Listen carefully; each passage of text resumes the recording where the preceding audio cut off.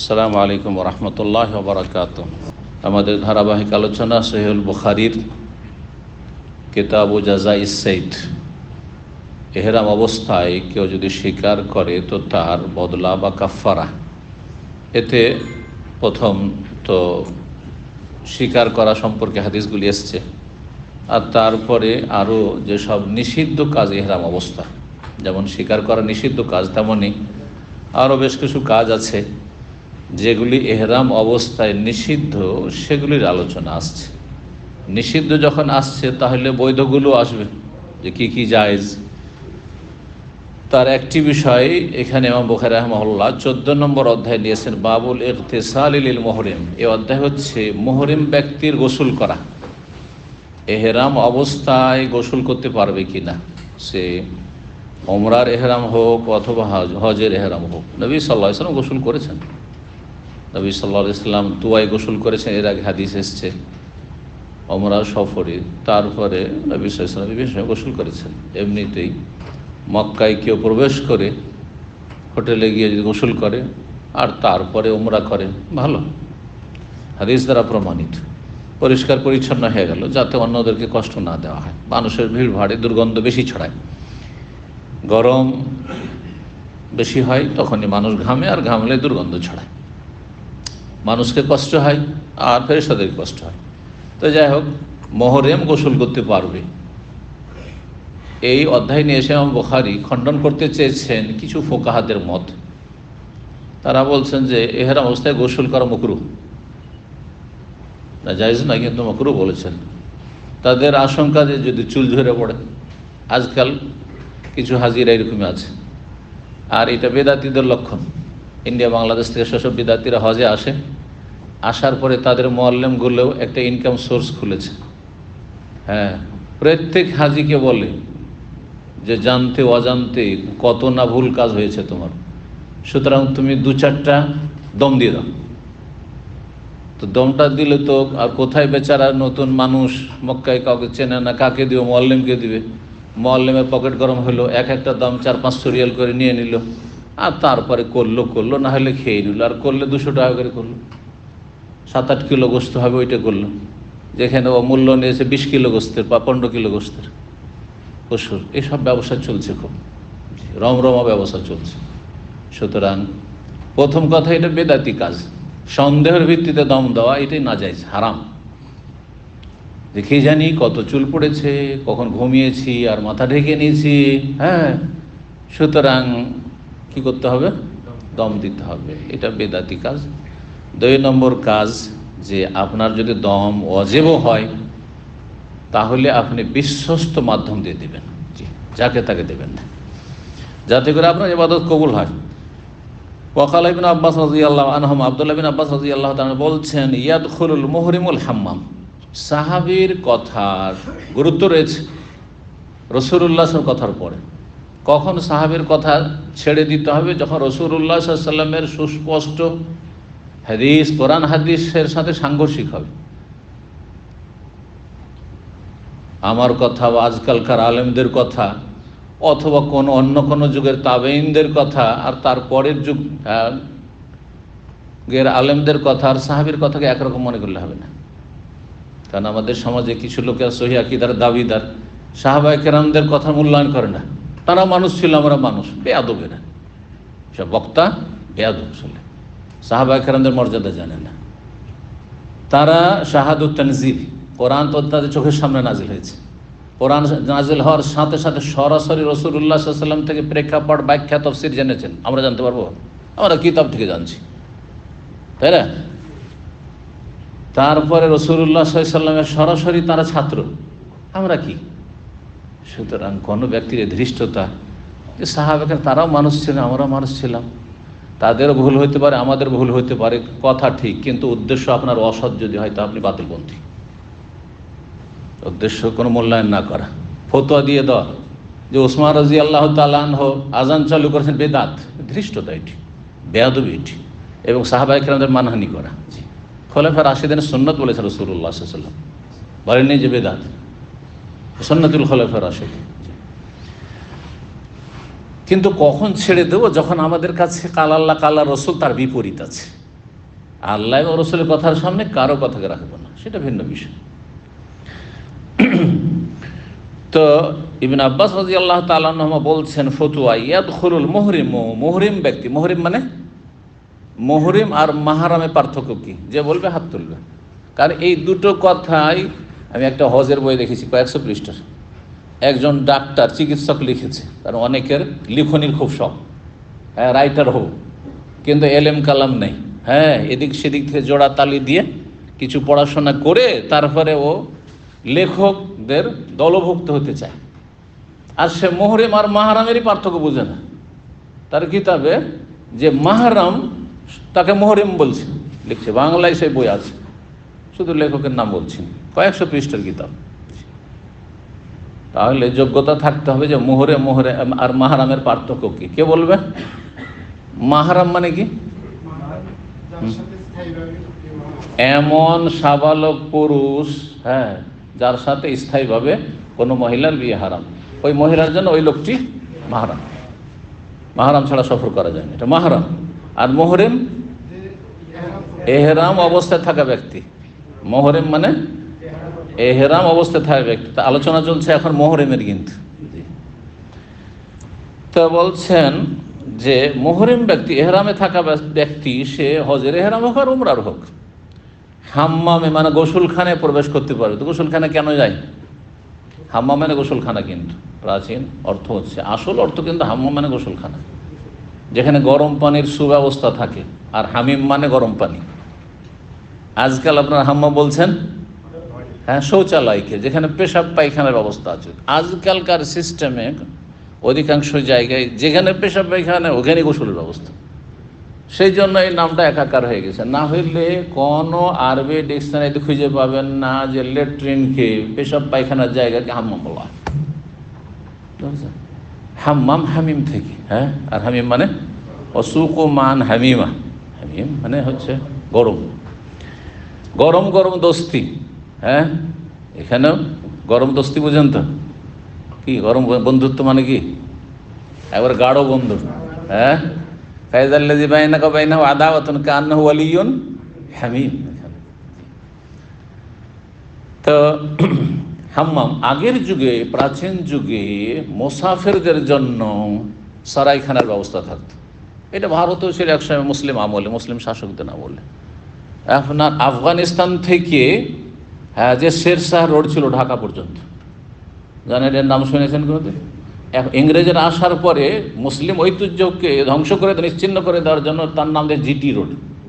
যারা শিক্ষিত মানুষ অনেকে জিটি, গ্র্যান্ড ট্রাঙ্ক রোড, কিন্তু এটি হচ্ছে শেরশাহ রোড, বাদশাহ শেরশাহ। প্রত্যেক কিছু দূর পর পর কি ছিল ব্যবস্থা ছিল, মুসাফিরখানা, মুসাফির সেখানে রাত হলে অবস্থান করতে পারবে, সেখানে গরম পানির ব্যবস্থা থাকতো সবসময়, 24 ঘন্টা গোসল করতে পারবে। কারণ কোন ঠান্ডা পানিতে মানুষ মুসাফির গোসল করতে মরে যাবে রাস্তায়, ঠান্ডা লেগে। তো মুসলিমরা অনেক কিছুই করেছে, কিন্তু সবচেয়ে বড় রোগ ছিল আকীদার ক্ষেত্রে তারা যত্নবান হয়নি, দাওয়া ইলাল্লাহর কাজ করেনি, তাওহীদ সুন্নাহ ভিত্তিক তাদের দাওয়াতের কাজ হয়নি। যার ফলে আল্লাহ তাদেরকে নেতৃত্বের, খেলাফতের নিয়ামত দিয়েও কয়েকশো বছর দিয়ে ঢিল দিয়েছেন, কিন্তু যখন সংশোধন হয়নি আল্লাহ কেড়ে নিয়ে আবার কাফেরদেরকে দিয়ে দিয়েছেন। বড় দুঃখের বিষয়।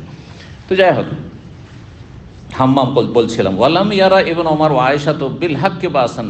আব্দুল্লাহ বিন ওমর রাদিয়াল্লাহু তাআলা আনহুমা আর মা আয়েশা রাদিয়াল্লাহু তাআলা আনহা ইহরাম অবস্থায় কেউ যদি শরীর চুলকায় তাতে কোনো আপত্তি মনে করেনি। কারণ এখানেও সংশয়, শরীর কেন চুলকাচ্ছেন? যদি আপনার পশম পড়ে যায় অসুবিধা নেই, পশম পড়ুক, আমার চুলকানি হয়েছে, চুলকাচ্ছি, জায়েজ আছে। দিন এত জটিল নয়। আপনি ইচ্ছে করে যখন পশম ফেলে দেবেন তখন আপনি এহরাম বিপরীত কাজ করলেন। আর অনিচ্ছাকৃত যখন তখন আমাদের বয়সের সাথে সাথে দাড়ি দেখেন পাতলা হইতে লেগেছে, পড়তেই আছে, চুল পড়তেই আছে, তো কী করবে? দম দিতে থাকবো, দেখছি যে দাড়ি একটা পড়ে গেল, এটা দম নাকি? আমি ইচ্ছা করে করেছি।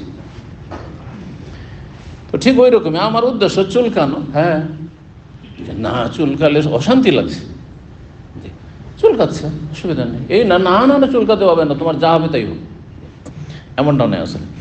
1840 নম্বর হাদিস বর্ণনা করছেন আব্দুল্লাহ বিন আব্বাস রাদিয়াল্লাহু তাআলা আনহুমা থেকে, আব্দুল্লাহ বিন হুনাইন আব্দুল্লাহ বিন হুনাইন আব্দুল্লাহ বিন আব্বাস থেকে, যে আব্দুল্লাহ বিন আব্বাস আর মিসওয়ার বিন মাখরামা, এই দুইজন সাহাবী, প্রখ্যাত সাহাবী আব্দুল্লাহ বিন আব্বাস আর মিসওয়ার বিন মাখরামাকে সাধারণ মানুষ চেনে, তিনিও সাহাবী।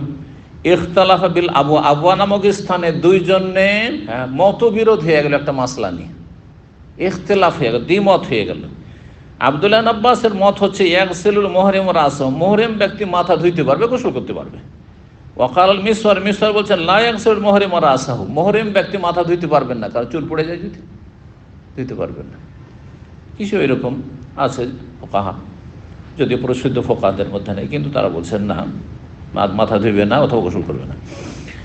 ফারসালনি আব্দুল্লাহ বিন আব্বাস, তখন আব্দুল্লাহ বিন আব্বাস রাদিয়াল্লাহু তাআলা আনহু, তার সমর্থন, তার পক্ষে কোন সাহাবী, বিশিষ্ট সাহাবীর মত পাওয়ার জন্য তিনি পাঠালেন এই আব্দুল্লাহ বিন হুনাইনকে। আব্দুল্লাহ বিন হুনাইন যেহেতু বর্ণনা, তাকে পাঠালেন, তিনি বলছেন আমাকে পাঠিয়ে দিলেন কার কাছে? এলা আবু আইয়ুব আল আনসারী, আবু আইয়ুব আনসারী রাদিয়াল্লাহু তাআলার কাছে। যাও, তিনিও বলবেন আমি যে ফতোয়া দিলাম সেটাই, তাহলে মিসওয়ার বিন মাখরামার কথা ভুল।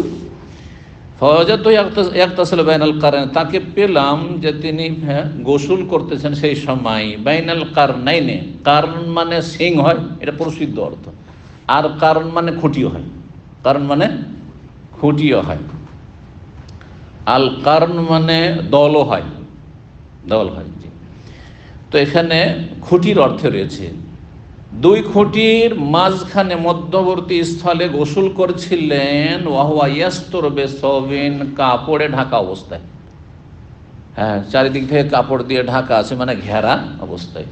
গোসল করার সময় অধিক পর্দার জন্য সবাই নিজের গা দেখাতে চায় না, লজ্জা স্থান যেটা আওরাতে গালিজা সেটা তো আছেই, কিন্তু এমনি তো কাপড় না করলেও অনেকেই আছেন ভদ্র মানুষ যে খালি গায়ে বাইরে বেরোতে পারবেন না, খালি গায়ে বাইরে বেরোতে পারবেন না।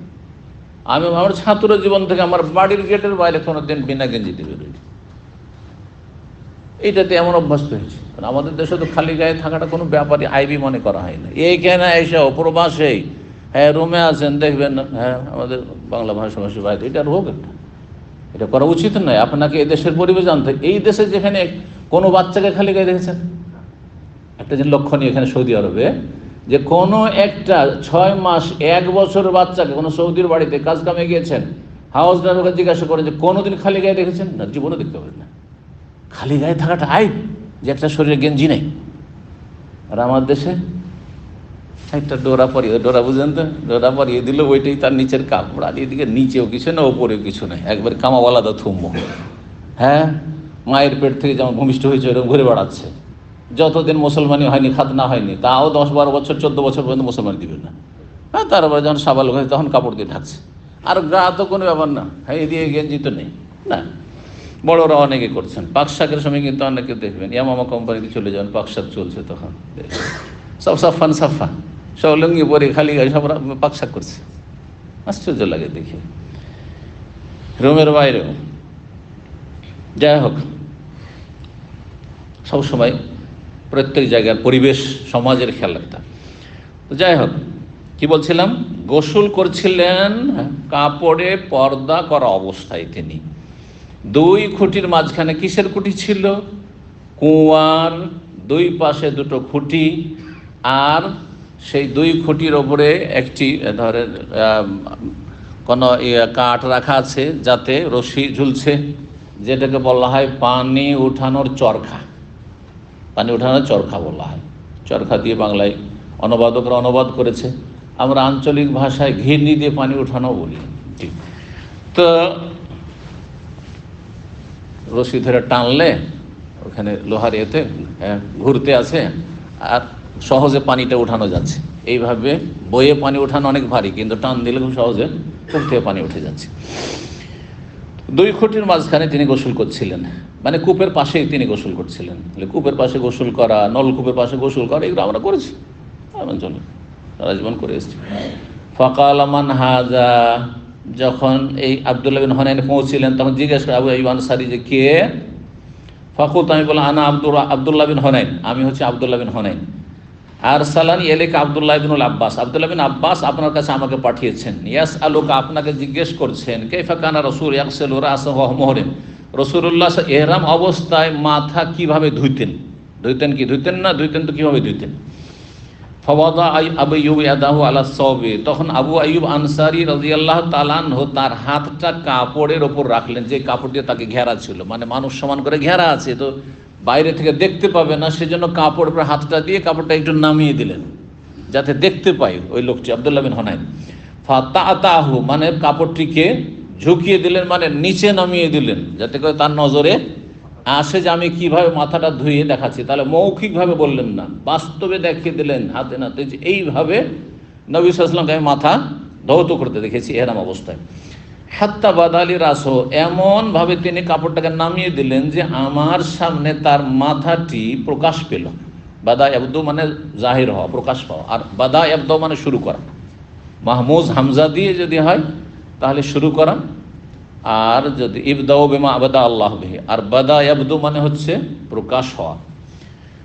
তো তার মাথাটি প্রকাশ পেল, মানে আমি দেখতে পাচ্ছিলাম। সুম্মা কাল আল ইনসানি, তারপরে জনক ব্যক্তি যে তার পাশে ছিল, তাহলে তিনি বয়স্ক হয়ে গেছেন, প্রবীণ মানুষ, তার আত্মীয় স্বজন, নিকট আত্মীয় কেউ হবে, হ্যাঁ ছেলে হোক আর ভাই ভাতিজাই হোক, খাদেম হোক, ইয়াসুব্বু আলাইহি, তার উপর সে পানি ঢালছিল। তাহলে সাহাবায়ে কেরামদের আমলে গোসল করার সময় বা উজু করার সময় একজন গোসল করছে, উজু করছে, আর একজন পানি ঢালছে, এটা এই প্রচলন ছিল, আর এটি জায়েজ আছে।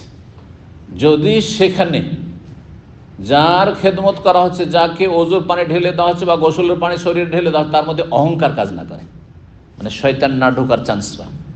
কিন্তু যদি দেখে শয়তান ঢোকার চান্স পেয়ে যাবে, যদি আমাকে কেউ উজু করছি আর ওই সময় পানি ঢেলে দিচ্ছে আমার কোনো ছাত্র, আমার মধ্যে এমন অহংকার ঢুকেছে বেলুনের মধ্যে ফুলে গেছি, তাহলে তখন হারাম, তখন আমার জন্য এই খেদমত নেওয়া হারাম। কিন্তু যদি না হয় স্বাভাবিক অবস্থায়, অনেক সময় রাস্তাঘাটে পানি নেই, একটা নল দিয়ে পানি আসে, দেখেছেন পেট্রোল পাম্পে আমরা গেছি কখনো কখনো এর সম্মুখীন হয়েছি, কোনো জায়গায় পানি নেই, একটা নলের পাইপ দিয়ে পানি আসছে, সেখানে একজন ধরে আছে আর সব উজু করছে, লাইন ধরে উজু করছে, ও খেদমত করছে, পানি ঢালতে আসে। তো সেটা যদি যায়, পাইপটা ধরে থাকে জায়েজ হয়, তাহলে লোটা ঘটি থেকে পানি ঢালাও জায়েজ আছে। আর উজু করানো যদি জায়েজ হয় তো গোসল করানোও জায়েজ আছে। বুঝা গেছে? খাদেমের খেদমত নেওয়া, স্ত্রীর খেদমত নেওয়া, ছেলে স্ত্রী গোসল করাচ্ছে, স্বামীকে পানি ঢেলে দিচ্ছে বালতি থেকে নিয়ে লোটাতে করে উঠিয়ে, অথবা আর ছেলেরা দিচ্ছে, মেয়েরা উঠিয়ে দিচ্ছে, জায়েজ আছে। অথবা নিজের খাদেম চাকর করে দিচ্ছে, অথবা কোনো ছাত্র দিচ্ছে, জায়েজ আছে।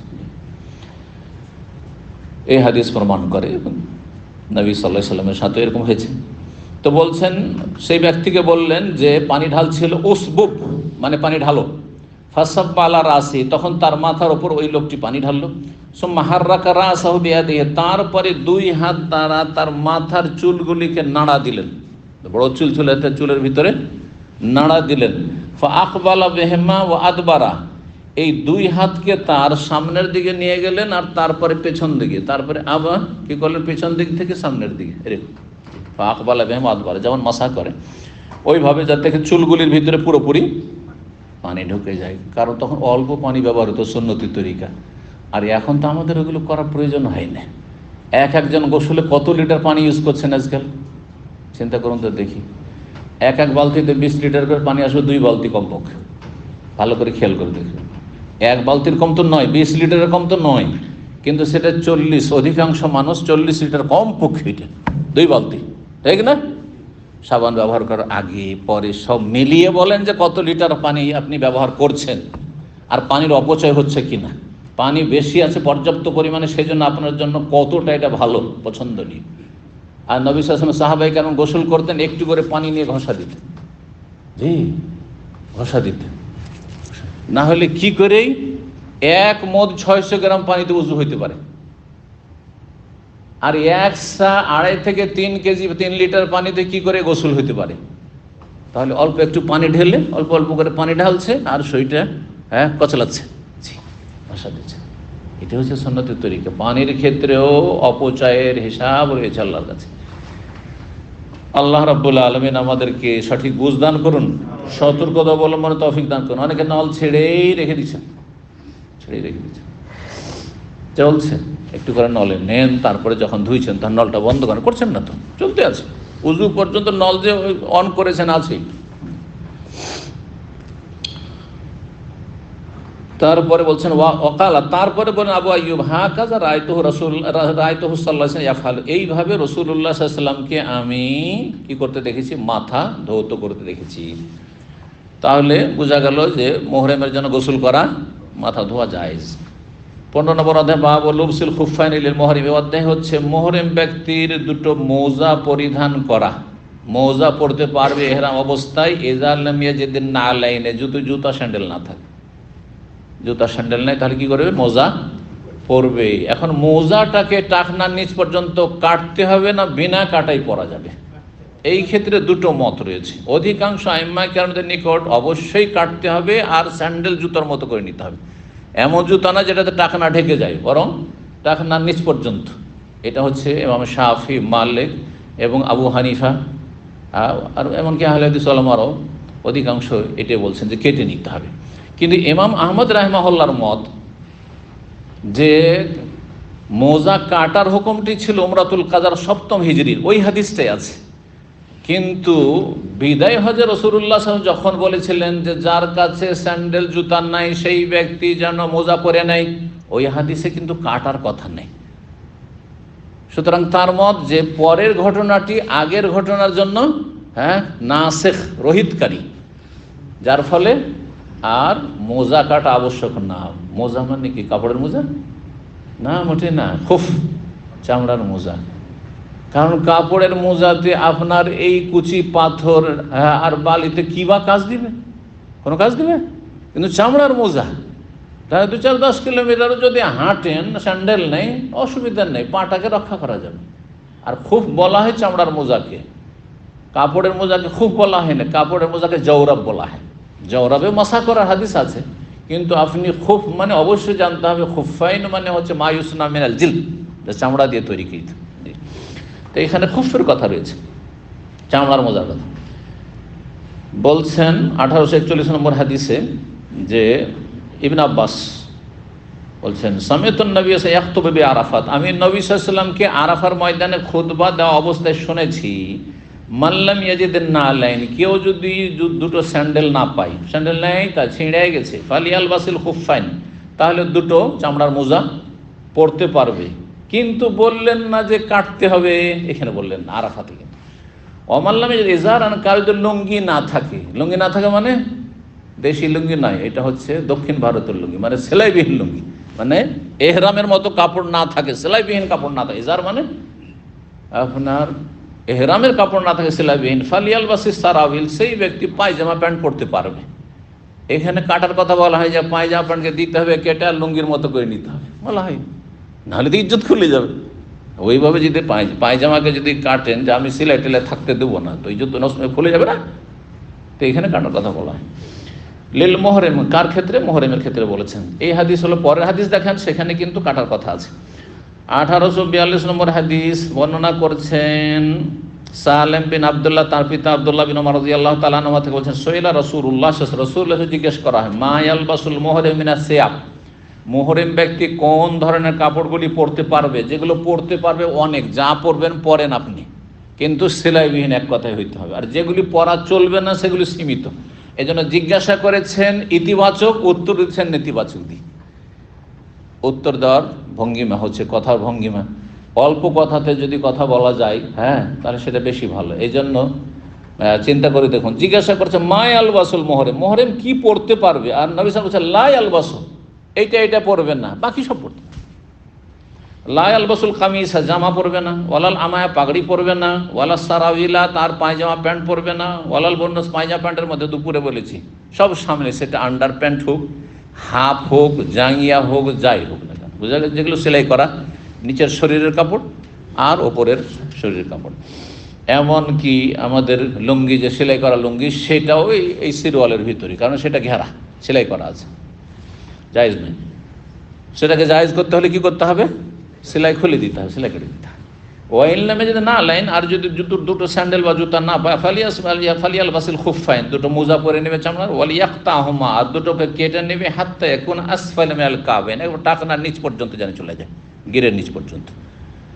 এই হাদিস হচ্ছে 7ম হিজরির হাদিস, আর আগের হাদিসটি হচ্ছে 10ম হিজরি বিদায় হজের হাদিস। সেই জন্য ইমাম আহমদ রাহমাহুল্লাহ বলছেন এটা আগের আমল কাটার শর্তটি, আর পরে যেহেতু কাটার কথা বলেননি অথচ মাসলা মাসাইল হাজার হাজার লোকের সামনে নবী বয়ান করেছেন, যদি জরুরি হতো তো বয়ান করে দিতেন, তাহলে বোঝা গেল যে আগের হুকুমটি রহিত হয়ে গেছে। আল্লাহ তাআলা আলাম। কিন্তু সতর্কতা, তারপর সতর্কতা হচ্ছে কেটে নেওয়া যদি কারো এরকম পরিস্থিতি হয়। 16 নম্বর অধ্যায় বাবুন, এই অধ্যায় হচ্ছে এজাল্লাম এজিদুল এজার ফালিয়াল ওয়াসিস সারাবিল। কেউ যদি লুঙ্গি না পায়, মানে সেলাইবিহীন কাপড় না পায়, তাহলে সিরওয়াল পরে নিতে পারবে। হ্যাঁ, সিরওয়াল মানে প্যান্ট বা পায়জামা পরে নিতে পারবে। 1843 নম্বর হাদিস। কি অবস্থায়? এহরাম অবস্থায়। এহরাম অবস্থায়।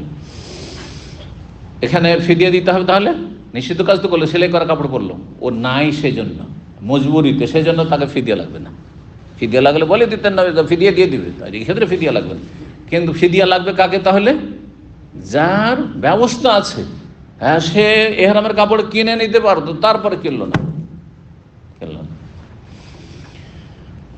আব্দুল্লাহ ইবনে আব্বাস রাদিয়াল্লাহু তাআলা বলছেন, খাতাবানান নবী সাল্লাল্লাহু আলাইহি ওয়াসাল্লাম, আমাদের সামনে খুতবা দিলেন, ভাষণ দিলেন আরাফাত, আরাফার ময়দানে। আরাফাত শব্দটি জমাও এসছে, আরাফাত আর আরাফাও এসছে, এক বচন, একই জায়গার নাম। ফাকালা বললেন, মাল্লাম ইয়াজিদুল ইজারা, কেউ যদি লুঙ্গি না পায়, ফালিয়ালবাসিস সারাবিল, তাহলে পায়জামা প্যান্ট পরতে পারবে এহরাম অবস্থা। মাল্লাম ইয়াজিদুন নাআলাইন, কেউ যদি স্যান্ডেল না পায়, ফালিয়ালবাসিল খুফাইন, তাহলে চামড়ার মোজা পরতে পারবে। আর সেটা কাটবে কি কাটবে না মাসলা বললাম, ইখতিলাফি মাসলা। 17 নম্বর বাবু লুবসিস সেলাহিল মোহরেম, মোহরেম ব্যক্তি ওই অস্ত্রে সুসজ্জিত হওয়া। এহরাম অবস্থায় প্রয়োজন বোধে অস্ত্রে সুসজ্জিত হতে পারবেন কিনা। এহরাম অবস্থায় আছেন আর বন্দুক ধরে আছেন, পিস্তল নিয়ে আছেন, বা কোনো ধারালো অস্ত্র নিয়ে আছেন, তরবারি নিয়ে আছেন, তরবারির যুগ হলে তরবারি, যেই যুগ হোক না কেন, যুগ হিসাবে প্রয়োজনে জায়েজ। ইকরামা রাদিয়াল্লাহু তাআলা বলছেন, ইযা খাশিয়াল আদুওয়া, যদি শত্রু বলে ভয় হয়, লাবেসা সেলাহা, তাহলে অস্ত্রে সুসজ্জিত হবে মুহরিম ব্যক্তি, ওয়াফতাদা, এবং ফিদিয়া দিয়ে দিবে। এটি মতকার ইকরামার। ইকরামা তাবেঈ সাহাবী না, এই ইকরামা প্রখ্যাত তাবেঈ, মাওলা ইবনে আব্বাস, আব্দুল্লাহ ইবনে আব্বাস রাদিয়াল্লাহু তাআলা স্বাধীনকৃত করলাম। আর ইকরামা বিন আবি জাহল আরেকজন, তিনি সাহাবী। এখানে অনেকের ইখতিলাফ হয়ে যায়। ইকরামা যখন আবু জাহালের ছেলে, আবু জাহাল আল্লাহর বড় দুশমন, এই উম্মতের বলা হয়েছে ফেরাউন, মুসার যুগের ফেরাউন ওই ফেরাউন, আর মুহাম্মদ সাল্লাল্লাহু আলাইহি ওয়াসাল্লামের যুগের ফেরাউন হচ্ছে আবু জাহাল। তার ছেলে নেক পরহেজগার সাহাবী, বিশিষ্ট সাহাবী ইকরামা। আল্লাহ তাকে হেদায়েত নসিব করেছিলেন, আলহামদুলিল্লাহ। হেদায়েত আল্লাহর নিয়ামত, কাকে যে করে। কিন্তু এই ইকরামা মাওলা ইবনে আব্বাস, আলিম ছিলেন, ফাকিহ ছিলেন, তাবেঈ। তিনি, তার মত হচ্ছে ফিদিয়া দিয়ে দিবে, যেহেতু অস্ত্রে সুসজ্জিত হইল। ইমাম বুখারী তার রদ করছেন, খণ্ডন করে বলছে, ওয়ালাম ইউতাবা আলাইহি ফিল ফিদিয়াতি, তিনি যে মত পোষণ করেছেন যে অস্ত্রে সুসজ্জিত হইলে এহরাম অবস্থায় এমনটা যদি হয়, তাহলে ফিদিয়া দিতে হবে। ফিদিয়া মানে এহরামের নিষিদ্ধ কাজ করলে যে ফিদিয়াতুল আযা, কোরআনে কারিমে সূরা বাকারায় আল্লাহ বর্ণনা করেছেন, সেই ফিদিয়ার কোনো একটি, তিনটিতে অপশন রয়েছে, দিতে হবে। এর অনুসরণ, তার এই মতের অনুসরণ বা সমর্থন করা হয়নি, মানে কেউ সমর্থন করেনি, এটি ব্যক্তিগত ইকরামার মত। ইমাম বুখারী তাহলে এই কথাটিও, এটা তার কথা, তার মানে তিনি খণ্ডন করলেন যে দলিল নেই যে ফিদিয়া কি কি আলোচনা এসছে, কে বলতে পারে? যদি কি এহরামে নিষিদ্ধ কাজ করে, এহরাম অবস্থায় আতর লাগিয়ে নিল, এহরাম অবস্থায় সেলাই করা কাপড় পরে নিল, কি ফিদিয়া?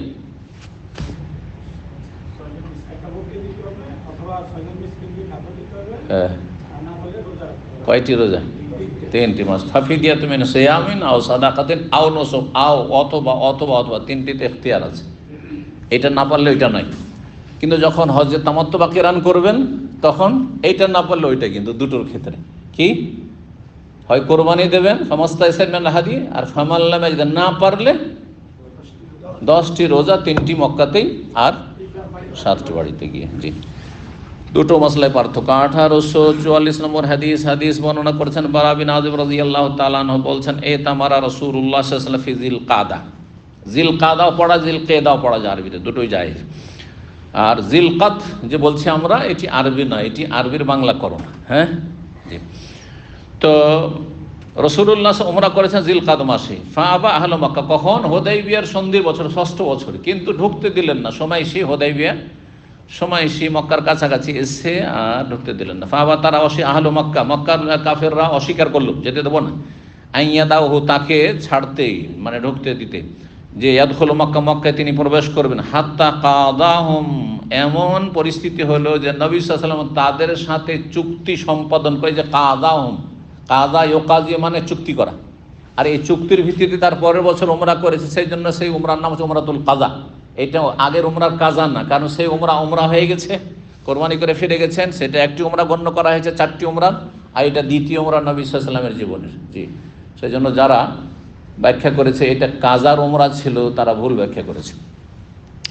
তো তাদের সাথে চুক্তি সম্পাদন করলেন কি, লা ইউদখিলু মাক্কাতা সিলাহান ইল্লা ফিল কিরাবি, আগামী বছর যে মক্কায় প্রবেশ করবেন রাসূলুল্লাহ সাল্লাল্লাহু আলাইহি ওয়াসাল্লাম, মক্কার কাফেররা শর্ত লাগাইল, মক্কায় কোনো অস্ত্র ঢুকতে পারবেন না বা ঢুকাতে পারবেন না, ইল্লা ফিল কিরাবি, কিন্তু কি করে, তার খাপে ভরে নিয়ে আসতে পারবেন, কভারে, হ্যাঁ, আবৃত করে ভিতরে নিয়ে আসতে পারবেন, অস্ত্র রাখার যে কভার থাকে তার ভিতরে নিয়ে আসতে পারবেন, কিন্তু বাইরে খোলা অস্ত্র হাতে নিয়ে আসেন আর ওমরা করতে আসেন, এর অনুমতি নেই।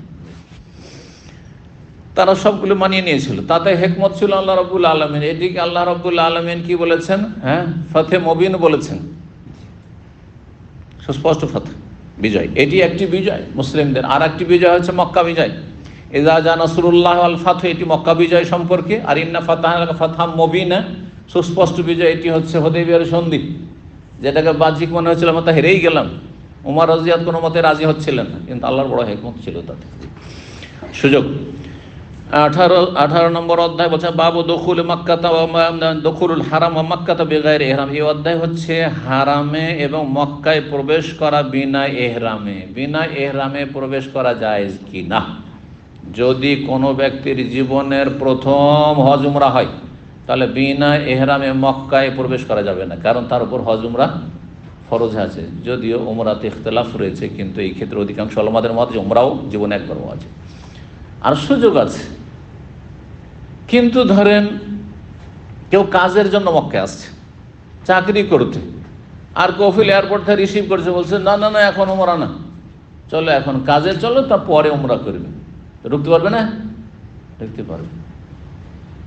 এখন ধরেন এই নিষিদ্ধ সময়, এখন উমরার পারমিশন নেই, কিন্তু আপনি দেখা সাক্ষাতের জন্য সুযোগ পেয়েছেন, কোনো রকম করে হয়তো চলে গেছেন আত্মীয়র সাথে দেখা সাক্ষাতের জন্য, অথবা আবার রাখার সময় নেই, মক্কায় ঢুকবেন, আপনার উমরা করতেই হবে আগে না? আপনার উমরা হয়ে গেছে, জীবনের প্রথম উমরা, আর আপনি উমরার উদ্দেশ্যে আসছেন না, আত্মীয়র সাথে, বাবা এসছে হজে, মা এসছে হজে, তাদের সাথে দেখা করতে যাচ্ছেন, অথবা এমনি কোনো ব্যবসা বাণিজ্যের খাতিরে যাচ্ছেন, কোম্পানির কাজে যাচ্ছেন। সুতরাং মক্কা প্রবেশ করলেই এহরাম বাঁধতে হবে, এই মতটি ঠিক নয়, এটা হানাফি মত। কিন্তু এই হানাফি মতের উপরে বর্তমান হানাফিরা আমল করতে পারবে না, অসম্ভব কথা, অসম্ভব কথা। তাহলে ট্যাক্সি ড্রাইভাররা কি করবে? দিনে 14 বার করে ঢুকছে আর বেরোচ্ছে, হ্যাঁ, তাইফ আসছে, জেদ্দা আসছে, আবার ঢুকছে, বারবার করে উমরা করবে। এই বাসের ড্রাইভারগুলো যে সপ্তাহে 2 দিন করে যাচ্ছে, উমরা করছে 6 মাস হয়তো করে না, হ্যাঁ। অথচ যেগুলো পাকিস্তানি আর বাংলাদেশি বা ইন্ডিয়ান যেগুলো ড্রাইভার, সব তো হানাফি, তাহলে এরাম ছাড়া ঢুকতে পারবে না নিজের মজাব ফলো করলে, তাই না? না না না, হাদিস দেখতে হবে। হাদিস আছে যে উমরা অথবা হজে ইচ্ছুক, মিম্মান কানা ইউরিদুল হজ্জ ওয়াল উমরা, সেই ব্যক্তি এহরাম ছাড়া মিকাত ক্রস করতে পারবে না, এহরাম ছাড়া মিকাত ক্রস করতে পারবে না, পার করতে পারবে না। হাদিস আসছে এই কথা বলতে। দাখালা ইবনে ওমর, আব্দুল্লাহ ইবনে ওমর প্রবেশ করেছেন মক্কায়। আব্দুল্লাহ ইবনে ওমর সুন্নাত সম্পর্কে যথেষ্ট জ্ঞানী সাহাবা কেরামদের মধ্যে, তিনি বিনা এহরামে ঢুকেছেন মক্কায়। ওয়া ইন্নামা আমারান নবী সাল্লাল্লাহু আলাইহি ওয়াসাল্লাম বিল ইহলালে, ইমাম বুখারী রাহিমাহুল্লাহ অধিকাংশ আইম্মা কেরামদের পক্ষে এবং হানাফি মাযহাবের তিনি খণ্ডন করছেন, বলছেন নবী সাল্লাল্লাহু আলাইহি ওয়াসাল্লাম নির্দেশ দিয়েছেন তালবিয়া পাঠ করা মানে এহরাম বাঁধার। কাকে? লিমান আরাদাল হজ্জ ওয়াল উমরা, যে হজ উমরা ইচ্ছুক। আপনি হজ উমরা করবেন আর এমনিতে ঢুকে যাবেন, যেমন উমরা করতে অনেকে আসছে আর আসার পরে মাসলা বুঝে না, এসে জেদ্দায় ল্যান্ড করে ফেললো, এমনি দেবে না এহরাম। আর তারপর মক্কায় যে বলছেন মসজিদে আয়েশা এহরাম বাঁধ, বলছেন না জায়েজ না, যান তায়েফে ঘুরে যান, তায়েফে যান, না হয় মদিনা যান, ওখান থেকে এহরাম মিকাত থেকে আসে। যে কোনো মিকাতে যান। ওয়ালাম ইয়াযকুরিল হাত্তাবিন ওয়া গায়রাহুম, নবী সাল্লাল্লাহু আলাইহি ওয়াসাল্লাম যারা কাঠুরিয়া তাদের কথা বর্ণনা করেননি, অন্যান্যদের কথা, ড্রাইভারদের কথা বর্ণনা করেননি, অন্যান্য যারা কর্মজীবী বিভিন্ন কাজকর্মের জন্য মক্কায় প্রবেশ করেছে তাদের ক্ষেত্রে বর্ণনা করেননি। হাত্তাব তাকে বলা হয়, হাতাব মানে হচ্ছে লাকড়ি, আর যা লাকড়ি কাঠে, হ্যাঁ তাদের কি বলা হয়? কাঠুরিয়াও। হ্যাঁ, বন জঙ্গলে যারা কাঠ কেটে বেড়ায়, কাঠ কেটে বেড়ায়। তো বাজার জ্বালানি সংগ্রহ করে আর তারপরে জ্বালানি বিক্রি করে। এখানে অনেকে আছে, ধরেন মরুভূমি থেকে কাঠ কেটে নিয়ে এসে বাজারে বিক্রি করে, আছে বেদুইন অনেকে আছে। 1845 নম্বর হাদিস বর্ণনা করছেন ইবনে আব্বাস রাদিয়াল্লাহু তাআলা আনহু, বলছেন আন্নান নবী ওয়াক্কাতা লি আহলিল মাদিনাতি যাল হুলাইফা ওয়া লি আহলি নাজদিন কারনাল মানাজিল ওয়া লি আহলিল ইয়ামানি ইয়ালামলাম হুন্না লাহুন্না ওয়া লি কুল্লি আতিন আতা আলাইহিন মিন গায়রি আহলিন্না মিম্মান আরাদাল হজ্জ ওয়াল উমরা। এই হাদিস অনেকবারই এসেছে মিকাত সম্পর্কে, তাই না? মদিনার মিকাত হচ্ছে জুল হুলাইফা, নাজদবাসীর মিকাত, নাজদ হচ্ছে রিয়াজ কাসিমের দিকটা, এই দিক থেকে যখন যাবেন তখন তাইফ সামনে পড়বে। সুতরাং কারণ মানা যায়, যার নাম আজকাল হচ্ছে সাইল কবির। আর ইয়ামান দক্ষিণ অঞ্চল থেকে আসলে ইয়ালামলাম, যারা পানি জাহাজে আসতো তাদের জন্য, ভারত বাংলাদেশ পাকিস্তান তাদের জন্য ইয়ালামলাম, বা ইয়ামানের লোকের জন্য জিজান থেকে আসছে, বাহা থেকে আসছে তাদের জন্য ইয়ালাম। কিন্তু বাহা থেকে আরেকটা রাস্তা তাইফে আছে, এদিকে আসলে তখন কারেন্ট মানাজেল হয়ে যাবে। বললেন হুন্না লাহুন্না, জোহফার কথা এখানে আসলো না, কিন্তু জোহফা কার জন্য? জোহফা সামদেশ থেকে, তার মানে পশ্চিম উত্তর দিক থেকে যারা আসছে, ইয়াম্বো বদর এই রাস্তা ধরে যারা আসবে মক্কা ঢোকার জন্য, সামনে রাবেগ পড়বে, রাবেগের পাশেই ছিল জোহফা, বিরান হয়ে গেছে। হুন্না লাহুন্না মানে এই জায়গাগুলি এই এলাকার জন্য, মানে এই এলাকার বাসিন্দাদের জন্য। ওয়ালে কুল্লে আতিন আতা আলাইহিন, আর প্রত্যেক আগমনকারীর জন্য যারা এই সমস্ত রাস্তা হয়ে আসবে, মিন গায়রিহিম অন্যান্য অঞ্চল থেকে, মানে আফাকি বহিরাগত, মিম্মান আরাদাল হজ্জ ওয়াল উমরা ওই সমস্ত লোকেরা যারা হজ অথবা উমরা করতে ইচ্ছুক। তাহলে হজ উমরায় যদি ইচ্ছা না থাকে, আমি যাচ্ছি প্রোগ্রাম করার জন্য জেদ্দায় আমার বক্তব্য আছে, আমি অনেকবারই গেছি, আগেই প্রোগ্রাম, আমার মূল উদ্দেশ্য হচ্ছে প্রোগ্রাম করা, তাহলে আমি বিনা ইহরামে নামতে পারি। তারপর আমার প্রোগ্রাম শেষ হলো, সময় আছে, আমি উমরা করলাম, তখন সেখান থেকে ইহরাম বাঁধব। কিন্তু আগে থেকে যদি মুখ্য উদ্দেশ্য থাকে যে 1 নম্বর উদ্দেশ্য উমরা আর 2 নম্বরে হচ্ছে প্রোগ্রাম, তখন আমার ইহরাম অবস্থায় যেতে হবে, আর উমরা সারতে হবে, তারপর প্রোগ্রাম করতে হবে। কখনো কখনো এমনটা করেছি, আগেই চলে গেলাম 2 একদিন আগে, আর তারপরে উমরা সেরে এসে প্রোগ্রাম করে তারপর চলে আসলাম। আগে থেকে কোনো নিয়ত ছিল না উমরা করব কি করব না, তাহলে আসল হচ্ছে যে আমি কাজে যাচ্ছি, সুতরাং আমার জন্য ইহরাম বাঁধা আবশ্যক না, উমরা করা আবশ্যক না। আমি কাজ সারলাম, গেলাম, না হলে ঘুরেই চলে আসলাম, কোনো অসুবিধা নেই। এমনকি মক্কাতেও কেউ যদি ঘুরে চলে আসে, কোনো কাজে গেলে চলে আসবে, কোনো অসুবিধা নেই। জীবনের প্রথম না হয়, হ্যাঁ, এমন কোনো হতভাগা হবে না যে একজন মুসলিম আর জীবনের প্রথম মক্কায় ঢুকছে, হজও করেনি, উমরা করেনি, আর হজের মৌসুম আর ঘুরে চলে আসবে না। আজকাল একটি সমস্যা আছে, আইনগত বাধা ধরে। অনেকে হজ মৌসুমে হাজিদের সাথে হয়তো সাক্ষাৎ হয়ে গেছে, ভিজিটার, কিন্তু না বেরিয়ে গেলে এত টাকা 10,000 ফাইন, আর জীবনে গন্দি ঢুকতে পারবে না, তাহলে ওকে বেরিয়ে যেতে হবে। কি করবে? যদিও হয়তো সে ওমরার ভিসাতে ছিল, হজ এখনো ফরজ আদা হয়নি, সে আইনগত জটিলতার কারণে। তারপরে বলছেন ফামান কানা দুনা যালিক, আর যারা এর ভিতরে অবস্থানকারী, মিকাতের ভিতরে বাস করে, তাইফ থেকে ভিতরে গিয়ে, যেমন জেদ্দায় বাস করে, তো কোথায় যাবে? হ্যাঁ, নিজের বাড়ি থেকে, নিজের ঘর থেকে। ওই জেদ্দা আবার একটা মসজিদ আছে, সেখানে গোসলখানা রাখা আছে, আর ওখানে করে সব জায়গায় যাচ্ছে নিজের ঘর ছেড়ে, এটা অবশ্য ওদের খেলাফ কাজ, এটা আসলে ঠিক নাই। নিজের বাড়িতেই, নিজের বাসা যেটা, সেই বাসা থেকে আপনি ইহরাম করবেন। ফামান কানা দুনা যালিকা, যারা এর ভিতরে অবস্থান করবে, ফামিন হাইসু আনসা, যেখান থেকে তারা শুরু করবে, হাত্তা আহলো মক্কা তুমি মক্কা, এমনকি মক্কাবাসী মক্কা থেকে কোন ওলামারা বুঝেছেন যে হজ হোক আর উমরা হোক, নিজের ঘর থেকে ইহরাম বেঁধে চলে যে মসজিদ তানিমে যেতে হবে না। কিন্তু নবী সাল্লাল্লাহু আলাইহি ওয়াসাল্লাম যেহেতু আয়েশা রাদিয়াল্লাহু তাআলা আনহাকে তানিমে পাঠিয়েছেন উমরার জন্য, সেই জন্য সঠিক মত হচ্ছে যে এই হাদিসটি হজের ক্ষেত্রে, আর আয়েশার হাদিসটি উমরার ক্ষেত্রে। উমরা যদি করতে হয় মক্কার লোককে, তাহলে আদনাল হিল, হারামের বর্ডার যেতে হবে, নিকটবর্তী যে কোনো বর্ডার, আর সবচেয়ে নিকটবর্তী বর্ডার সুবিধাজনক, সেখানে আপনার ইহরামের ব্যবস্থা আছে মসজিদে আয়েশা, মসজিদ তানিম। আর যদি হজ হয় মেসফালা থেকে আজিয়াদে থেকে আজিজিয়া থেকে সামনে সেই আপনার পাহাড়ের যে উঁচুটা আছে, ঢালুটা আছে, ওইটা পার হয়ে নিচে নেমে গেলি হলো, মেনাতে নেমে গেলি হলো, কোনো অসুবিধা নেই। আওয়ালিতে বাস করে, আওয়ালি আরাফা থেকে কাছে, তাহলে নিজের বাড়ি থেকে হেরাম বেঁধে সরাসরি আরাফায় চলে যান, কোনো অসুবিধা নেই। পায়ে হেঁটে আরাফা চলে যাওয়া যাবে আওয়ালি থেকে, জি, চেষ্টা করলে। 1846 নম্বর হাদিস বর্ণনা করেছেন আনাস বিন মালিক রাদিয়াল্লাহু তাআলা বলেছেন আন্না রাসূলুল্লাহ সাল্লাল্লাহু আলাইহি ওয়াসাল্লাম দাখালা আমাল ফাতহি, রাসূলুল্লাহ সাল্লাল্লাহু আলাইহি ওয়াসাল্লাম মক্কা বিজয়ের বছরে মক্কায় প্রবেশ করলেন। কিসের জন্য গেছিলেন? মক্কা বিজয়ের জন্য গেছিলেন। ইহরাম করে গেছিলেন? ইহরাম করে গেছিলেন না, ইহরাম করেননি। মক্কা বিজয়ে গিয়ে তিনি ইহরাম করেননি আর উমরাও করেননি, তাহলে বিনা ইহরামে ঢুকলেন না?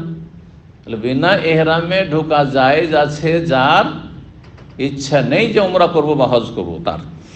বলছেন যে নবী সাল্লাল্লাহু আলাইহি ওয়াসাল্লাম মক্কা বিজয়ের বছর মক্কায় প্রবেশ করলেন এমন অবস্থায় যে ওয়ালা রাসিল মিগফার, তার মাথায় সুরক্ষার জন্য শিরস্ত্রাণ ছিল। জি, এমন একটি লোহার টুপি যেটা মাথায় থাকতো, পাগড়ির নিচে বা টুপির নিচে, যেটা দিয়ে কি করতো, মাথার সুরক্ষা করতো, যাতে করে তরবারির আঘাত মাথায় লাগলে কোনো ক্ষতি না হয়, লোহায় লেগে তরবারি ছটকে চলে যাবে। আর শরীরে যেটা থাকতো সেটাকে দিরএ বলা হয়, মানে বর্ম। হাতে যেটা থাকে আত্মরক্ষার জন্য সেটাকে জুন্নাতুন, ঢাল বলা হয়। ইত্তাখাযু আইমানাহুম জুন্না, ঢাল বলা হয়। তো এগুলি ছিল রণক্ষেত্রের শরীরের সুরক্ষার জন্য পোশাক, লোহার পোশাক, লৌহ পোশাক। ফালাম্মা নাযাহু, মাথা যখন ঢাকা ছিল, ইহরাম অবস্থায় থাকলে মাথা ঢাকা থাকতো না। ফালাম্মা নাযাহু, যখন মাথা থেকে খুলে ফেললেন, জাআহু রাজুল, জনৈক ব্যক্তি এসে বলল, ইয়া রাসূলুল্লাহ ইন্না ইবনা খাতলিন, জি, ইবনে খাতল, আব্দুল্লাহ ইবনে আখতাল একজন ছিল, এত দুষ্ট প্রকৃতির লোক ছিল, এত বদমাইশ লোক ছিল, ইসলামের কট্টর শত্রু ছিল, যে তার দুটো গায়িকা মহিলা ছিল, গায়িকা দাসী ছিল, তাদেরকে দিয়ে সে গান গাওয়াইতো মুসলিম আর ইসলামের কুৎসাই, রাসূলুল্লাহ কুৎসাই। জি, রাসূলুল্লাহ তার রক্তকে যেখানে পাও হালাল করে দিয়েছিল, যার যেমন অপরাধ তার তেমন শাস্তি। এই লোক যখন দেখলো যে উপায় নাস্তিক, আমাকে তো মারবে, মক্কা বিজয় হয়ে গেছে, তখন সে ভাবলো যে মনে হয় কাবার গেলাফ ধরে ঝুলে গেলে জান বেঁচে যাবে। তাই কি করলো, সে কাবার গেলাফ ধরে ঝুলছে। তখন বলা হলো নবী সাল্লাল্লাহু আলাইহি ওয়াসাল্লামকে এসে, ইন্না ইবনা খাতলিন মুতাআল্লিকুন বিআস্তারিল কাবা, এই ইবনা খাতল খবিস কাবার গেলাফ ধরে ঝুলছে, আশ্রয় নিয়েছে সেখানে। ফাকালা রাসূলুল্লাহ সাল্লাল্লাহু আলাইহি ওয়াসাল্লাম, বলে উকতুলু, সেখানেই তাকে হত্যা করো, সেখানেই তাকে মারো। সেই দিন কয়েক ঘন্টার জন্য রাসূলুল্লাহ সাল্লাল্লাহু আলাইহি ওয়াসাল্লামের জন্য যুদ্ধ করা মক্কায় হালাল করা হয়েছিল অনুমতিতে, তারপরে আবার হুরমত ফিরে এসেছে, যেমন জুমার পরে হাদিসগুলি এসেছে। 19 নম্বর হচ্ছে বাবুনি হচ্ছে এজা আহরামা জাহিলান ওয়া আলাইহি কামিসুন, কোন ব্যক্তি অজ্ঞতাবশত যদি জামা পরে ইহরাম বেঁধে নেয়, মাসলা জানতো না সেই জন্য, অথবা ভুলে গেছে, ভিতরে যে জাঙ্গিয়া বা আন্ডার প্যান্ট আছে ওইটা ভুলেই গেছে, ওপরে ইহরাম পরে নিয়েছে, আর বাবুর খেয়ালই নেই হয়তো, তো এই দুটো ক্ষেত্রে মাপ আছে, ফিদিয়া লাগবে না। রব্বানা লা তুআখিযনা ইন নাসিনা, ভুলে গেলে, আও আখতানা, নাসিনা মানে জানেন যে এটা জায়েজ নয়, কিন্তু ভুলে গেছেন খুলতে, বুঝা গেছে, ভুলে গিয়ে হঠাৎ করে একজন আতর দিছে, আতর লাগিয়ে নিয়েছেন আপনি, অথচ লাব্বাইক পড়ে নিয়েছেন আপনি, ইহরামে প্রবেশ করে গেছেন, তাহলে ফিদিয়া লাগবে।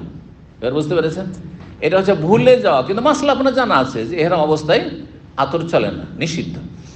আরেকটি হচ্ছে খাতা, কোনটাকে বলা হয় অজ্ঞতাবশত, জাহালাতের কারণে, মাসলাই জানেন না, আপনি ভাবছেন যে আতর অসুবিধা নেই, আতর তো ভালো জিনিস, আতরের হাত দিয়ে দিলে রিজেক্ট করতে হয় না, হাদিস ওইটা হাদিস জানা আছে, কিন্তু এটা জানা নেই। হয় নবী সাল্লাল্লাহু আলাইহি ওয়াসাল্লামকে কেউ যদি আতর দিত না করতেন না, বোঝা গেছে না, ওইটা হাদিস জানে, কিন্তু ইহরাম অবস্থায় যে আতর নিষিদ্ধ এটা হয়তো জানা নাই, আর সে আতর লাগিয়ে নিয়েছে, কোনো ফিদিয়া লাগবে না। তাহলে ফিদিয়া কাকে লাগবে? যে মাসলাও জানে আর ইচ্ছাকৃত করেছে। লোক জানছে যে সেলাই করা লুঙ্গি চড়বে না, আর সেলাই করা লুঙ্গি পরে নিয়েছে, হ্যাঁ, গেঞ্জি চলবে না, আর গেঞ্জি পরে আছে হেরামের তলায়, মাথা ঢাকা চলবে না।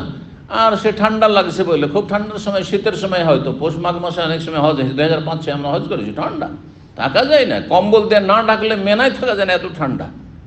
তো ইচ্ছে করে ঢেকে নিল, হয়তো ইচ্ছে করে ঢাকলেন, কিন্তু ঘুমের অবস্থায় ঢেকে নিলে আল্লাহ ধরতেন না, ফিদিয়া লাগবে না। যখনই জেগেছেন খুলে দেন আপনি। যখনই দেখছেন আমি ঠান্ডা বরদাস্ত করতে পারছি না, সেই জন্য মাথা ঢেকে নিলাম, তাহলে আপনাকে ফিদিয়ে দিতে হবে। আর ফিদিয়া তিনটের কোনো একটি।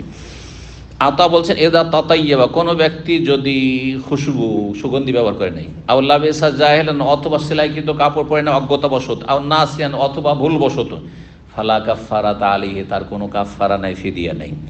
1847 নম্বর হাদিস। হাদিস বর্ণনা করছেন সাফওয়ান বিন ইয়ালা বিন উমাইয়া, তার পিতা ইয়ালা বিন উমাইয়া রাদিয়াল্লাহু তাআলা আনহু সাহাবী থেকে। তিনি বলছেন, হাদিসটি এর আগে বিস্তারিত এসেছে, এখানে সংক্ষেপে আছে। কুনতু মা রাসূলিল্লাহ, আমি একবার রাসূলুল্লাহর সাথে ছিলাম। ফাআতাহু রাজুলুন, জনৈক ব্যক্তি তার সামনে আসলো একটি মাসলা নিয়ে। আলাইহি জুব্বাতুন, সে প্রথম কথা ইহরাম অবস্থায় আছে, কিন্তু জুব্বা খুলেনি, জুব্বা পরে আছে। তাহলে জুব্বা শব্দটি, যে আমরা বাঙালিরা এই সবকে জুব্বা বলছি, এটা কিন্তু হাদিসের শব্দ। পক্ষান্তরে ইন্ডিয়া বাংলাদেশের লোকেরা একে কি বলছে, তোপ করে দিয়েছে। হ্যাঁ, সব সা বলতে না পেরে কি করেছে, সাকে তা করে তোপ করে, জানেন না, এটাকে তোপ বলে। তাহলে তোপ ভুল ভাষা, ওই সব বলেন, আর না হলে জুব্বা বলেন। জুব্বা বললে পুরানো ভাষা, আর না হলে এখনকার ভাষা, আরবিদের ভাষা হলে সব। যদিও সব মানে গোমাস, সব মানে সেলাইবিহীন কাপড়, কিন্তু আজকাল সব মানে সেলাই করা কাপড়কে বলা হচ্ছে, ভাষা চেঞ্জ হয়ে গেছে। আর যদি থানের কাপড় হয় বা কাঠ পিস হয়, কি বলছেন, কমাস, কমাসকে গোমাস করে দিয়েছেন। কাফকে আগুল্লাকা, আকুল্লাকাকে আগুল্লা, হ্যাঁ, গ করে দিয়েছেন। এমনকি অনেকে সূরা পড়তে গুল হু আল্লাহু আহাদ, নামাজ হবে না এরকম, গুল হু আল্লাহু আহাদ পড়লে, গুল হু আল্লাহু আহাদ পড়তে হবে, শুদ্ধ ভাষায় পড়তে হবে। তো যাই হোক, কি বলছিলাম, হাদিস, জুব্বা পরে আছে, এক নিষিদ্ধ কাজ এরকম অবস্থায়। ফিহে আসার ও সুফরাতিন, আর তার ওপর হলুদ বর্ণ রয়েছে, মানে সে সুগন্ধি মেখে আছে, আতর লাগিয়ে আছে, ওটাও নিষিদ্ধ। আর না অন্য হাদিস হচ্ছে জাফরান, হয় জাফরানের রং ছিল অথবা হলুদ বর্ণ ছিল। কানা ওমর ও ইয়াকুল লি, ওমর রাদিয়াল্লাহু তাআলা সেই সময়, আচ্ছা এই লোকটি যখন মাসলা জিজ্ঞাসা করেছে, ওই বিস্তারিত হাদিসে কি আছে, নবী সাল্লাল্লাহু আলাইহি ওয়াসাল্লাম এর আগে এইরকম মাসলার সম্মুখীন হননি, তখন ওহী নাজিল হওয়া শুরু হয়েছে, চুপ হয়েছেন, ওহী নাজিল হওয়া শুরু হয়েছে। ওহী নাজিল, নবী সাল্লাল্লাহু আলাইহি ওয়াসাল্লামের অবস্থার একটু পরিবর্তন, অস্বাভাবিক দেখা দিত। তো এই ওহী নাজিল হওয়া অবস্থায় দেখার খুব কি ছিল, কৌতূহল ছিল, কার, এই ইয়ালা বিন উমাইয়া। কিন্তু সাহস হয় না, যুবক মানুষ আর সাধারণ সাহাবী ওমর রাদিয়াল্লাহু তাআলার প্রবীণ সিনিয়র সাহাবী। ওমর বলছেন, দেখবে তুমি তো বলছিলে যে আমি কোনদিন দেখতে পাইনি, জীবনে দেখতে পেলাম না যে ওহির সময় কেমন হয় নবী সাল্লাল্লাহু আলাইহি ওয়াসাল্লাম অবস্থা, তো দেখবা। আর কাপড়ে কিন্তু ঢাকা ছিল নবী সাল্লাল্লাহু আলাইহি ওয়াসাল্লাম, তো কাপড় একদিক থেকে একটু উঠিয়ে দিলেন, আর দিয়ে তারপর দেখালেন যে দেখো কি অবস্থা। তো ওমর রাদিয়াল্লাহু আমাকে বলছেন, ইয়ালা বিন উমাইয়া বলছেন, তহিব্বু ইযা নাযাল আলী ওয়াহি আনতারাহু, তুমি কি দেখতে চাও যখন ওহী নাজিল হয় নবী সাল্লাল্লাহু আলাইহি ওয়াসাল্লামের তখনকার দৃশ্যটি? বলে হ্যাঁ দেখতে চাই, তাই তো আপনাকে বলেছি ফানাজালা আলাইহি, ওহী নাজিল হয়ে গেল। দেখার যে বিস্তারিত ঘটনা ওই হাদিসটিতে আগে যে এসেছে তাতে রয়েছে, এখানে ওহী নাজিল হওয়া শেষ হয়ে গেল। সুম্মা সুররিয়া আনহু, তারপরে তার এই অবস্থা দূরীভূত হইল, মানে স্বাভাবিক অবস্থায় ফিরে আসলেন, স্বাভাবিক অবস্থায় ফিরে আসেন। মনে আছে কারো যে একটি আওয়াজ হচ্ছিল, কিসের মতো, যুবক বা বাচ্চা উটের যেমন আওয়াজ হয় ওই রকম ধরনের আওয়াজ হচ্ছিল। জি, তো নবী সাল্লাল্লাহু আলাইহি ওয়াসাল্লামের শরীরে শারীরিক একটা অস্বাভাবিক একটু অবস্থা তৈরি হতো। জি, বিভিন্ন সময় বিভিন্ন অবস্থা হইতো। যখন ওহী নাজিল হওয়া শেষ হইতো তখন ইয়াতাফাসসাদু আরাকান, হাদিস হচ্ছে ঘামে একবারে তিনি গোসল করে নেওয়ার মতন ঘামে ভিজে যেতেন, পুরো শরীর ভিজে যেত। রাসূলুল্লাহ সাল্লাল্লাহু আলাইহি ওয়াসাল্লাম বললেন যে সাইল কোথায়, হাদিসে রয়েছে ইসনা ফি উমরাতিকা মা তাসনা ফি হাজ্জিকা, তুমি উমরায় যা করো তাই তোমার হজে করো, মানে উমরার বিধান, উমরার ইহরাম আর হজে আমার একই। হাদিস সংক্ষেপ করে দেওয়া হয়েছে। ওই হাদিসে রয়েছে তোমার জুব্বা খুলে ফেলো, আর তোমার যে খালুক লেগে আছে, খালুক শব্দটি, খালুক এক ধরনের আতর চুলে লেগে আছে, অথবা তাতে হলুদ বর্ণ জাফরানের সেই সুগন্ধি লেগে আছে, সেটাকে ধুয়ে পরিষ্কার করো। আনকে সুফরা, পরিষ্কার পরিচ্ছন্ন করো, আর তারপরে তুমি সেলাইবিহীন কাপড়ে এহরাম করো। এই হাদিসের সনদের সাথে আর একটি কথা, আনুষঙ্গিক কথা এসেছে, যদিও কথাটি সম্পর্ক এই অধ্যায়ের সাথে নেই, কিন্তু আগের সনদের সাথে যেহেতু সম্পর্ক সেজন্য নিয়েছেন। ওয়া আদ্দা রাজুলুন ইয়াদা রাজুলিন, কোন এক ব্যক্তি আর এক ব্যক্তির সাথে ঝগড়া হয়েছে, মারামারি শুরু হয়েছে, দিয়ে তার হাতে কামড় দিয়েছে, হাতের আঙুলে কামড় দিয়েছে।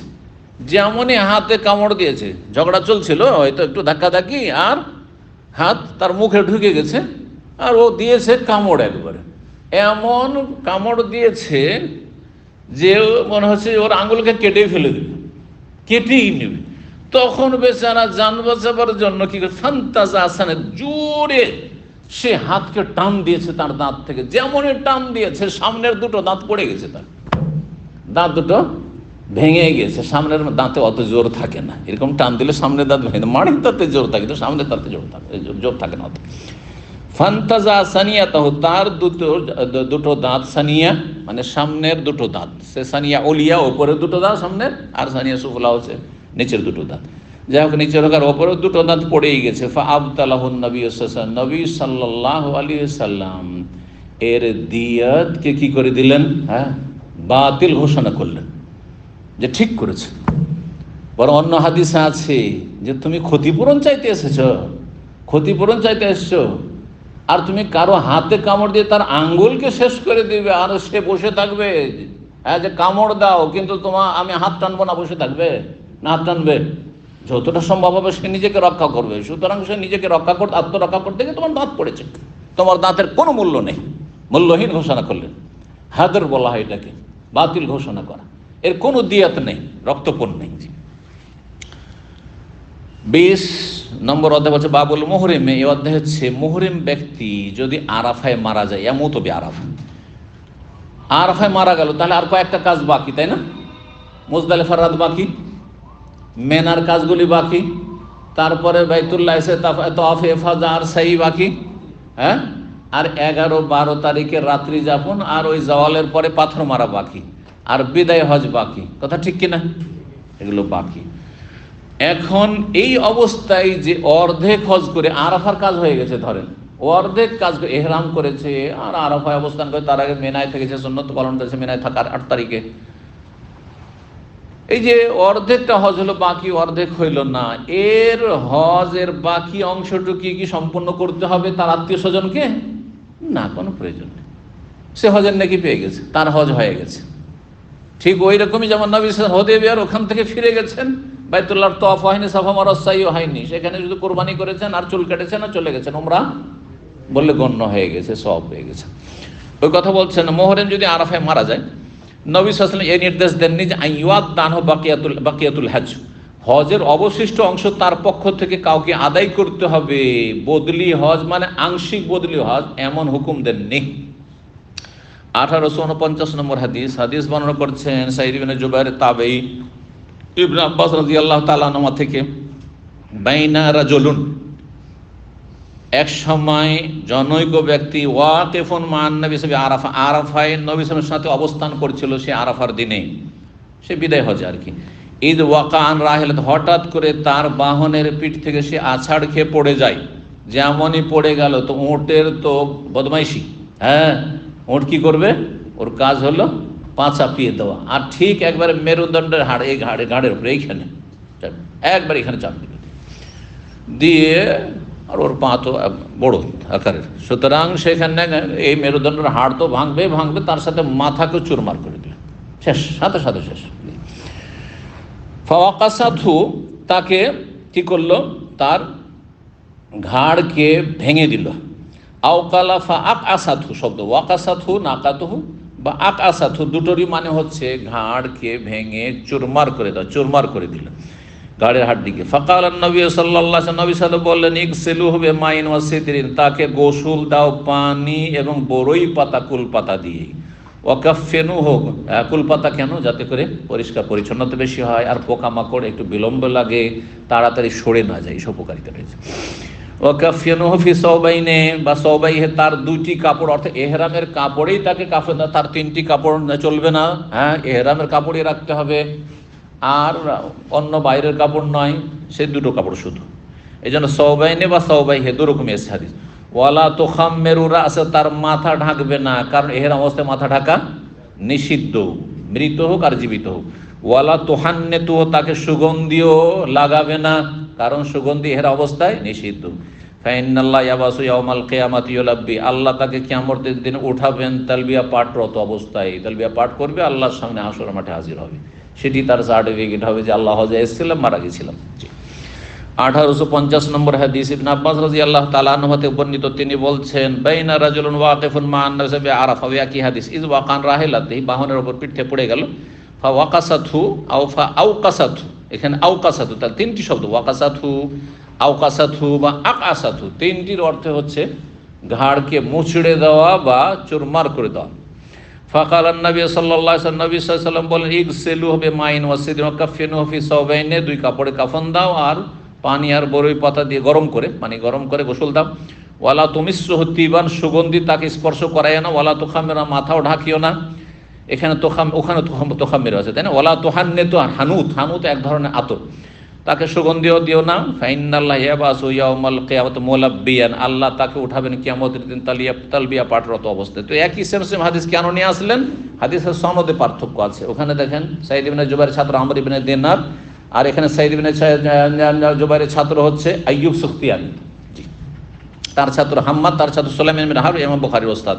আর ওখানে ইমাম বুখারীর ওস্তাদ সুলাইমান ইবনে হারব, তারপর হাম্মাদ ইবনে জিয়াদ, মাঝখানে আমর ইবনে দিনার। তাহলে সাইদ ইবনে জুবাইর থেকে বর্ণনাকারী হচ্ছেন আইয়ুব সুখতিয়ানি আর আমর ইবনে দিনার, দুইজন তাবেঈ থেকে বর্ণনাকারী।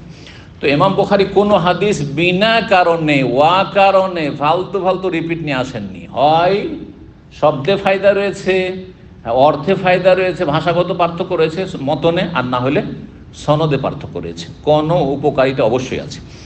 21 নম্বর অধ্যায়, আর সেটা দিয়ে শেষ করছি ইনশাআল্লাহ। বলছেন ইমাম বুখারী রাহিমাহুল্লাহ, বাবু সুন্নাতিল মুহরিম ইযা মাতা, মুহরিম ব্যক্তি যদি মারা যায় তো তার দাফন কাফনের নিয়ম। সুন্নত মানে এখানে সুন্নত মানে তরিকা, আর তরিকা মানে পদ্ধতি, আর পদ্ধতি নিয়ম, তাই না? এখানে সুন্নত মানে নিয়ম বা পদ্ধতি। মুহরিম ব্যক্তির দাফন কাফনের কি নিয়ম। 1851 নম্বর হাদিস বর্ণনা করেছেন ইবনে আব্বাস রাদিয়াল্লাহু তাআলা আনহু, আন্না রাজুলান কানা মা নবী সাল্লাল্লাহু আলাইহি ওয়াসাল্লাম, ওই আগের হাদিসটি, জনৈক ব্যক্তি নবী সাল্লাল্লাহু আলাইহি ওয়াসাল্লামের সাথে ছিল, ফাওয়াকাসাতহু নাকাতু, তার উষ্ট্রি তাকে আছাড় দিয়ে ফেলে দিল, আর তারপরে তার ঘাড়কে দিল, মুচড়িয়ে দিল। ওহ মুহরিমুন, সে মুহরিম অবস্থায় ছিল। মাতা, সে মারা গেল। ফাকালা রাসূলুল্লাহ সাল্লাল্লাহু আলাইহি ওয়াসাল্লাম বললেন, ইগসিলুহু বিমাইন ওয়া সিদরিন, তাকে গোসল দাও পানি এবং বরই পাতা দিয়ে। ওয়া কাফিনুহু ফি সাওবাইহি, তার দুই কাপড়ে এহরামের কাপড়ে তাকে কাফন দাও। ওয়ালা তুমিসসুহু বিতিবিন, আর সুগন্ধি তাকে স্পর্শ করাবে না। ওয়ালা তুখাম্মিরু রাসা, মাথাও ঢাকবে না। ফাইন্নাহু ইউবাসু ইয়াউমাল কিয়ামাতি মুলাব্বিয়ান। আচ্ছা, পুরুষ হলে মাথা ঢাকবে না, মহিলা যদি হয় মাথা ঢাকবে না? কেন ঢাকবে? এই জন্য ঢাকবে যে এহরাম অবস্থায় মহিলাকে মাথা ঢাকতে হচ্ছে। এহরাম অবস্থায় মাথা খোলা মহিলার চলবে না, হ্যাঁ, বেঁচে থাকা অবস্থায়। তাহলে যখন মরে গেল এহরাম অবস্থায়, তো আগের মতোই, আগেও মাথা ঢাকা ছিল, যখন জীবিত ছিল মরার পর মাথা ঢাকা। বুঝতে পেরেছেন এবারে?